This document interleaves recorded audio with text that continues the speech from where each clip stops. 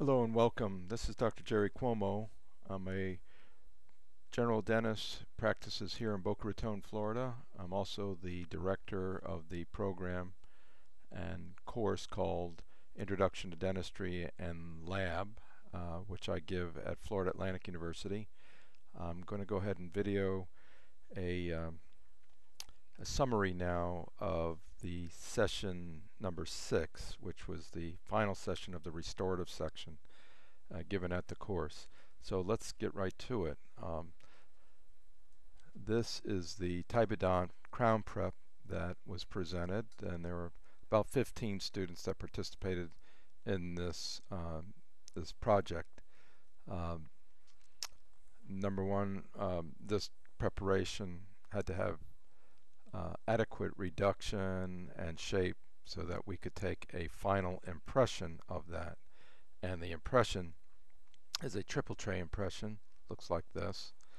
And so there's two sides that we pour into, and the prep side actually is what we call the pin side.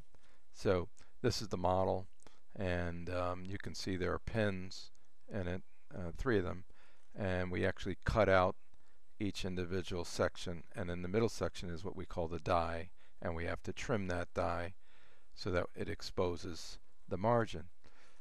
So this is a replica. Let me show you the rest of this first. Here is the Typodont. It's called a FAU Typodont, or a Hinge Articulator.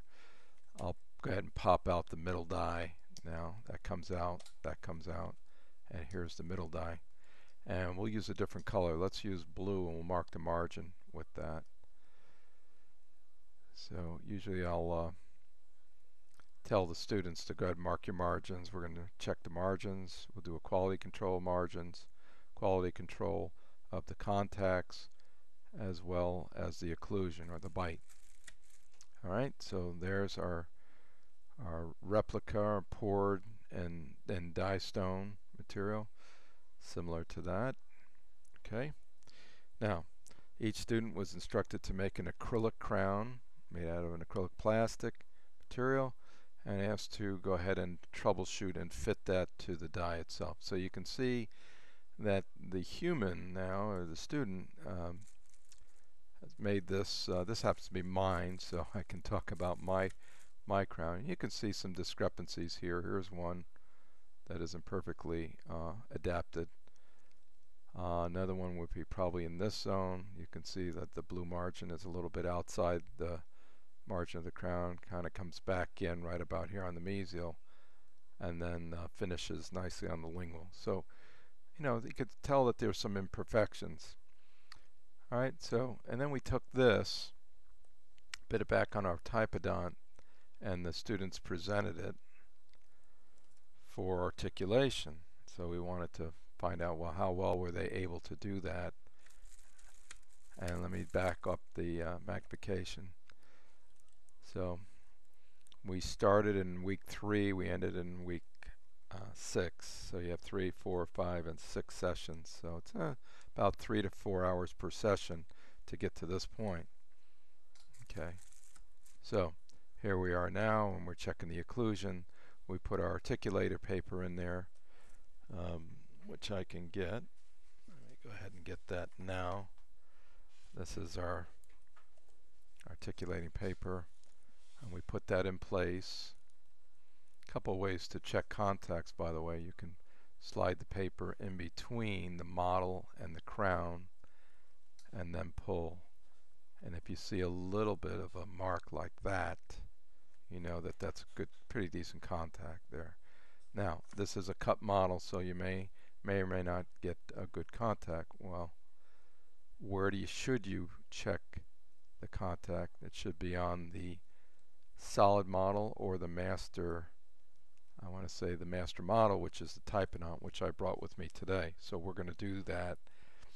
I can tell I'm light on the distal, I'm perfect on the mesial. Let's check the bite, and I'll use color code black for the bite. I'll tap down, and lo and behold, there's a mark right in the middle, and there's also marks on the adjacent teeth.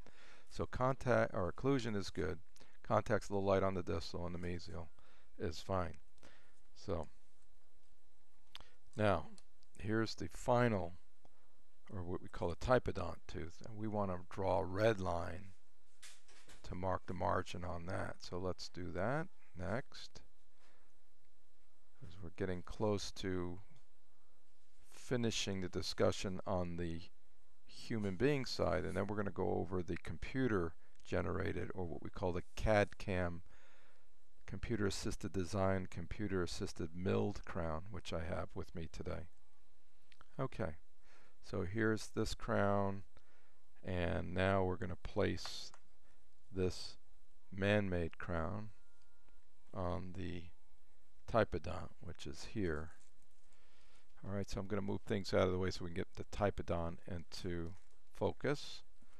So I unscrewed tooth number 30, which is the molar. I'm going to just pull back this soft tissue here, the lips and the cheek. I'm going to take the molar out, and we're going to substitute in now our crown prep. So that'll go in place like so. Push it all the way down in place, and for presentation purposes, I'm going to just go ahead and get here's my crown that I made, put it in place, and we're going to find out, am I similar to that on my model work, my lab model work. So next thing to do, slide the articulator. Actually, why don't we do this? We'll switch it to red, and let's just check to see the bite first. So you can tell that we're hitting, man, a new place now. We're hitting on the cusp tips. So it may be a little bit high, but here's another red spot here, and there's a little red spot right there. So what I instruct the students to do on occlusion is to hold it in place, squeeze nice and tight, and pull on the articulating paper. And if it holds, then you know your bite is hopefully all the way down. Same thing in the back. It's a little light, and over the tooth itself, it's nice and tight. So take the crown out. We'll put the paper back in just to verify what we're seeing and feeling is the same. And that is a little tighter. So my crown is presenting a little high spot. So I would have to grind this part down. Now the other problem could be is that I need to put a screw in here and tighten it down, and that might bring it down a little bit further. So next step, check the contacts, and we'll just hold that in place and pull on it. It's a little light on the distal, and I'm holding pretty hard. So it's almost identical to that of my model. And this is a little tight going in. Probably can get it in place. There it is. Hold it, and it does pull with just a little bit of stretch on that mylar. So light distal contact, good mesial contact, all right, and a little high on the occlusion. So if you keep track of those, we're going to place our virtual crown. Let me show you what that looks like. I'll put all the man-made stuff away. I'll put this away for now. And grab a tissue and just wipe my finger pads here filled with that red material, and take my impression, put that aside. And now we're looking at two things. We have a solid model and we have a cut model. Now this is all made from something called printing. Let me put the permanent crown aside. Printing is a layering type of thing. So you can see little lines that look like small areas of cut paper as they describe it. And printing is now more and more prevalent for prototyping. And on the dental side, we are manufacturing models now that are virtual models. Whether you need it or not is the next question. Probably as you're getting going with large cases, you probably want to have some models printed. But for smaller cases, you may not need this at all. Software seems to be doing it all, but we'll see. Let's see who's going to be better. Is it going to be the human, or is it going to actually be the computer assisted design here and milling? So when you get a print model back, it actually comes in pieces. These are all printed. They're not actually sectioned. No one's sawing this out. This is made first, then this is made. and then the third part. So it all assembles together. Here we go. And you can see there's a little lettering that helps you get them all back in the same position. Let's take a look at the dies and compare the two. Now, we have another model now. We can go ahead, I'll mark that in blue pencil. So we have a little contrast. And so you would do the troubleshooting and the quality control the same way. Let's go back in, recheck your dies. Now this is the new crown, so it really should fit perfectly onto that. And it does. And this crown was made virtually, you know, from a lab. And I'm not going to mention the lab at this point, but you can call in and I can talk to you about the lab and how to get the information. But the crown was also glazed, and so there's going to be a little more thickness to this crown because of the glaze. And from what I understand, they didn't get a chance to adjust the contact. So we'll see where this actually sits with just a thin film of glaze on top of the crown. So let's go back and look at our temporary now. Now this is the virtual model. Here's our temporary that we made, and it's definitely a little tight going on. I have to really push to get this to seat. So there is some type of a spacer that was added to the crown preparation that adds to the bulk of the whole thing and makes this fitting tight. Now we didn't use die spacer on our other model, and if we did, we probably would have almost a matching set of crowns. Here's the permanent, goes on with no stress whatsoever. Okay, so let's go to the typodont tooth. Okay, so this was remember the tooth that we first talked about. That's the one that we took the impression with. So we took an impression of this when it was in the typodont.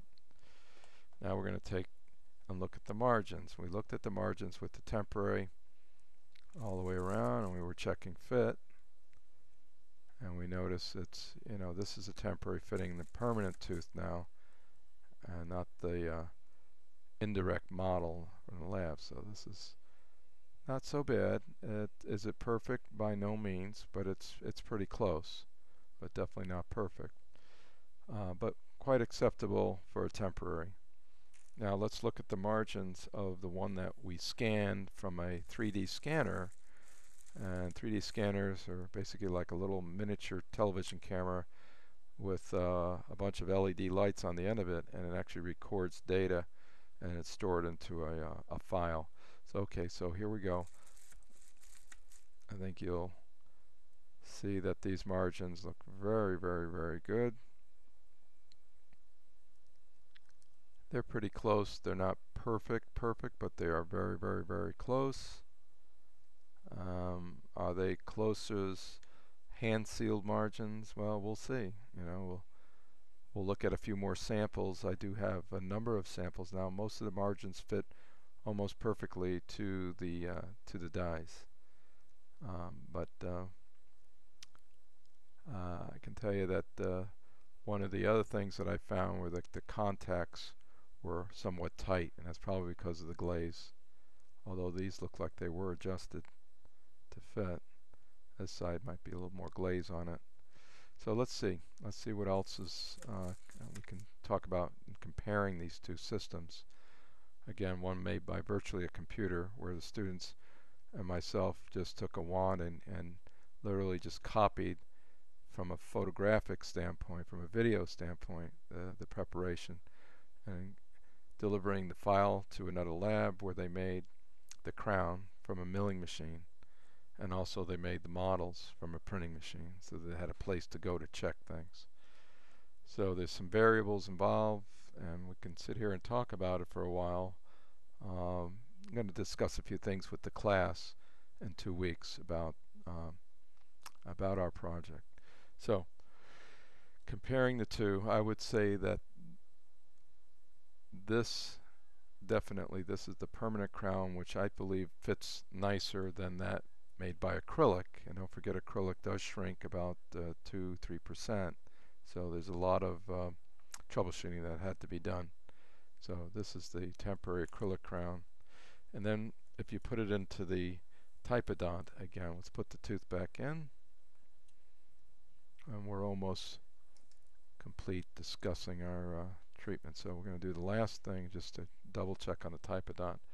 Here comes the permanent crown. Let's put that in place. And you can hear it actually snap into place. So we know that the contacts are a little tight. How about the occlusion? When we tap it in place. Let's see what we have here. Let's go in red this time. And we'll pull on that. I'm squeezing pretty hard. And yes, there is a mark right in the middle. And that's pulling well. And so is that. So I would say that the occlusion or the bite is not high, but it's about right.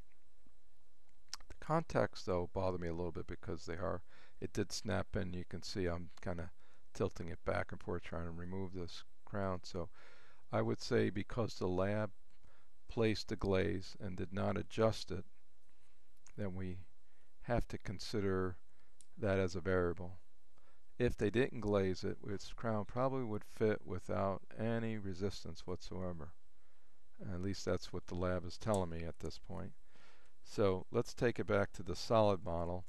Now on solid models, they're not cut models. They're basically there to let us know more about the contacts, right? More than anything else. So when I slide that on there, it's definitely a very tight fit. So even the permanent crown on its own stereolith model, on the printed model, is telling us that it's pretty tight going on there. Alright, so you can see I'm struggling just to get that off. So variables, we talked about it in class. Let's go through them.